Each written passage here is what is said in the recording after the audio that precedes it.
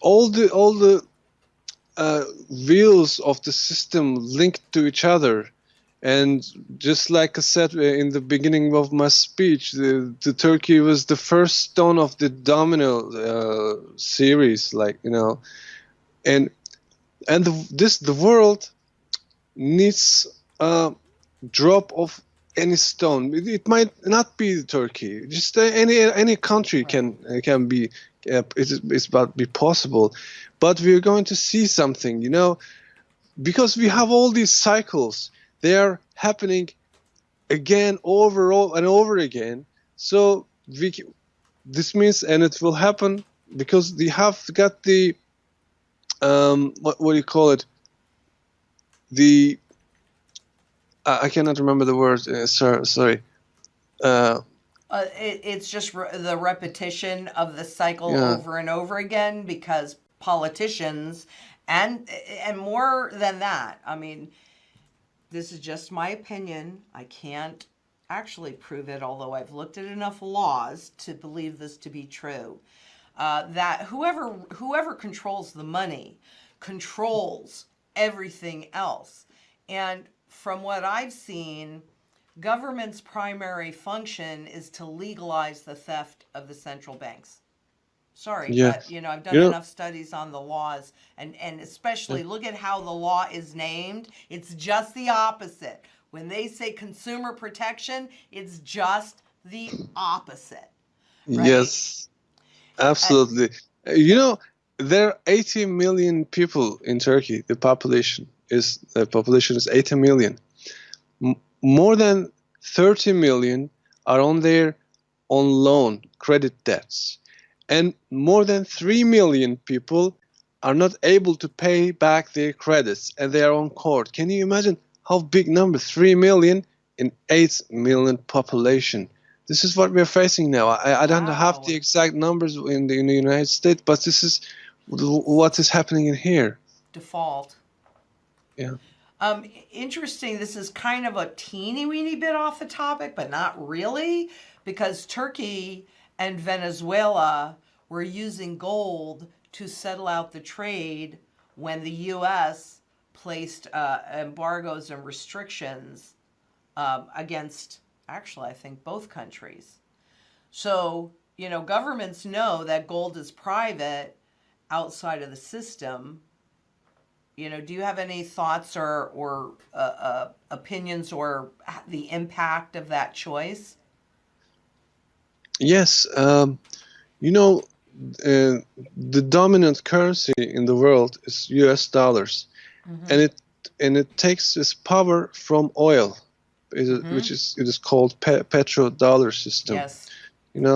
It's this Kissinger's project, and worked very well during this whole time. But today there's a very different world. The conjuncture is much different than the past. Now people are talking about the oil-free energy. How can you talk about petrodollar domination in a world in a oil-free energy world? Or China has oil contracts and also gold contracts. Russia also doing the same things. The United States is not as powerful as it was in the past. It was back in 60s, 70s, 80s. Right. The world has changed very, very, very much, and we are in a really serious transition process. There will be huge, tremendous amounts of the power is shifting from the West, from the U.S. to the East, to China. And China has been haven't they been pretty aggressive in Turkey as far as, funding and getting in there and creating relationship and creating debt with the country? And a lot of times what China's been doing is they've been doing it with strategic assets, including oil, as you mentioned, because oil is still, they may be looking at transportation or oil-free energy, but that's still a ways away. But China's been going in and really creating relationship with all natural resource companies all over the world and funding lots and lots of debt. That what happens when these corporations or these governments cannot repay that debt? And they get the underlying asset, don't they? Yes, it's a very, very big question, and no, there's no answer for this. Nobody to save them. Well, it goes back to that. It goes back to that power transfer, because if China now owns a lot of these major resource companies, the underlying tangible now they control in all these different parts of the world, what kind of leverage does that give China? A lot. So do you have, can you look out and look in your crystal ball a little bit? And do you see things getting worse? And what do you think that people should be doing, or the repercussions of not paying attention to what we're trying to show them today? Yeah, I believe there will be two options in front of the people of the world when this reset comes and happens. The one option is absolute slavery.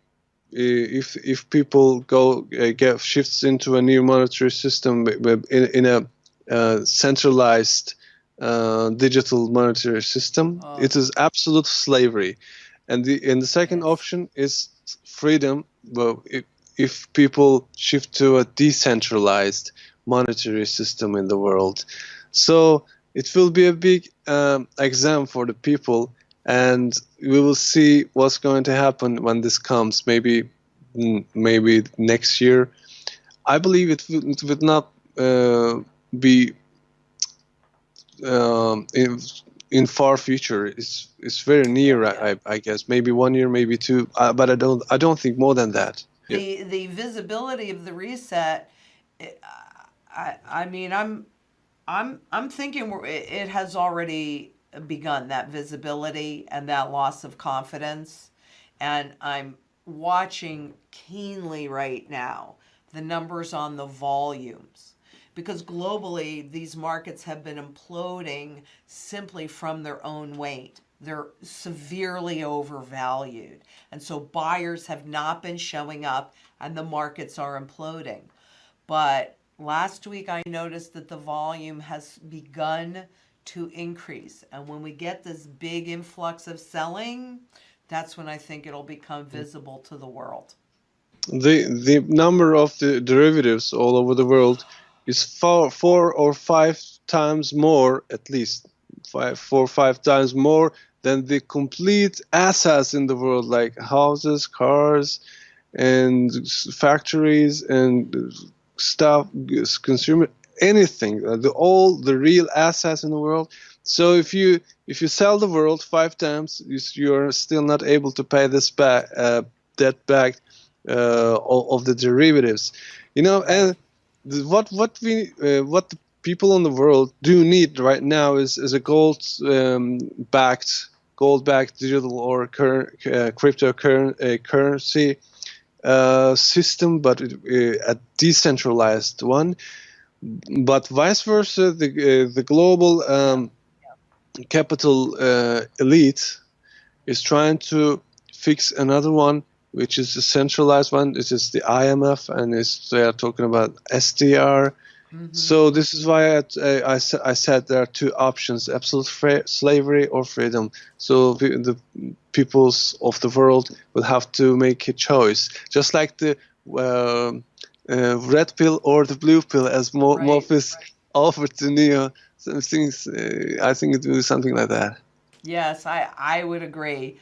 Personally, it sounds like you're accumulating physical metals, gold and silver. Yeah. Are you doing anything with food, water, energy, and security? as well? Yeah, and I want to make a prediction. I don't know when. I don't know the exact date, of course, but just a prediction.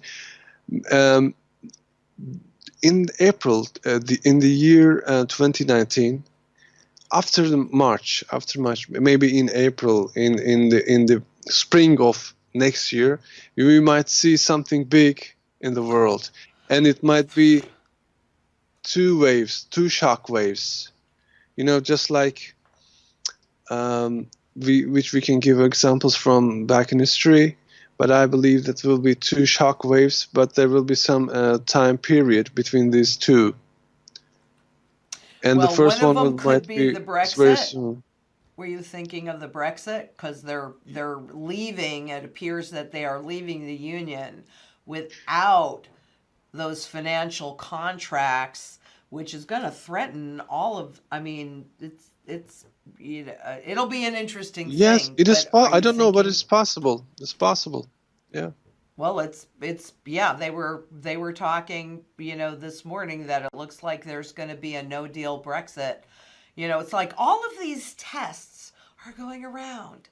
We're going to test this no deal Brexit with the derivatives. We've got to change all of these contracts, these derivative contracts that are tied to the LIBOR, the interest rate. So we have to create this new market and reset all of these or restructure all of these contracts. Yeah, I think by this spring, I think we will see some huge, huge fireworks, and I think that's what these markets are trying to tell us now. It was so it's real pleasure talking to you. Thank you for it was I really enjoyed this conversation, Lynette. Oh, me too. And I loved it when I was on your TV show just a couple of Yes, months you were even ago. on my TV show. I was asking the question. It was so easy for me asking the question, and you were answering. But this time it's very different. It was difficult, but it Oh, was lovely. I enjoyed it. you did a great job, and I'm hoping that we can touch base with you down the road as this trend evolves. And is Okay. there anything else that you would like to say before we sign off today? Thank you so much. And uh, people should educate themselves, and they should try to understand what the system works, what the monetary how it works, and when they see the truth, they can be able to prepare themselves. They can what they are able to do And choose freedom, right? Because and what we choose. know, Yes, choose definitely uh, choose freedom. choose freedom. Choose freedom for yourself. I'm choosing freedom for my family, my children, for everybody's children. I absolutely agree. It is food, water, Yep. energy, security, community, Yes. barterability, wealth preservation. Please, people, get it done. It's already unfolding. You have Hamza that's living through it in Turkey, and he looks like he's in a reasonably good position. There are a lot of people that aren't. At least he's prepared and preparing even more. Do yourself a favor, get prepared, and keep in mind that shields are made of metal, not paper or promises. And please be safe out there. Until the next time, bye bye.